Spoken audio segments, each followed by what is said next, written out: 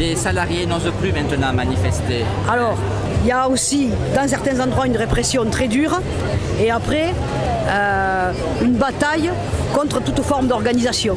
On est toujours en train il y a une bataille idéologique pour que les gens ne s'organisent pas. Là aujourd'hui, dans la loi travail, on va trouver qu'on va essayer d'exclure les syndicats des entreprises.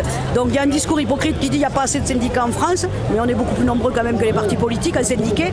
Et en même temps, toute une bataille pour empêcher les gens de s'organiser. Donc il faut des fois, parce que les générations n'ont pas forcément passé les relais, il faut redécouvrir la force de l'organisation, la force du salariat. Il y a un salariat, il y a un seul combat, et c'est notre organisation qui nous permettra de gagner, parce qu'on est plus fort qu'eux si on est organisé. Voilà. Sinon, isolés, ils sont plus forts que nous. Le patron, quand il vous reçoit dans son bureau, il est plus fort que vous parce qu'il a le lien de subordination. Si on y va en délégation, c'est fini.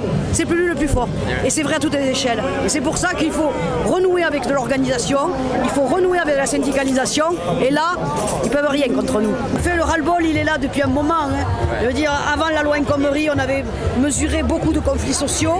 On disait il y aura certainement une traduction de ces conflits sociaux. Entre la loi El Khomri et maintenant, il n'y a pas eu de semaine sans conflit, sans secteur en conflit. On peut citer la santé, on peut citer la construction, on peut citer le commerce, on peut tous les citer, l'éducation. Enfin, je veux dire, il n'y a pas un secteur qui ne s'est pas battu depuis un an, depuis qu'on a arrêté sur la loi El Khomri. Il n'y a pas eu de trêve sociale. Il n'y a pas de trêve sociale. Alors après, les lois, elles sont ce qu'elles sont. Et de toute façon, quand les salariés ont commencé à se battre, ils n'avaient aucune loi pour eux, ça ne les a pas empêchés de gagner des choses.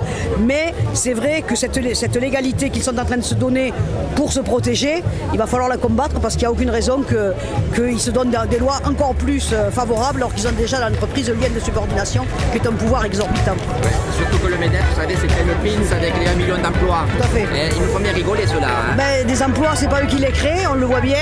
Eux, ils ne travaillent que pour la finance et leurs actionnaires. Et on sait que cette économie-là, elle n'est pas créatrice d'emplois, mais destructrice d'emplois. Donc pour créer des emplois, il faut que le travail soit fait, qu'il soit bien fait, et ça c'est le salarié. C'est les salariés qui le font, c'est pas les patrons. L'argent ne tombe pas du ciel, hein? Non. Il vient du travail.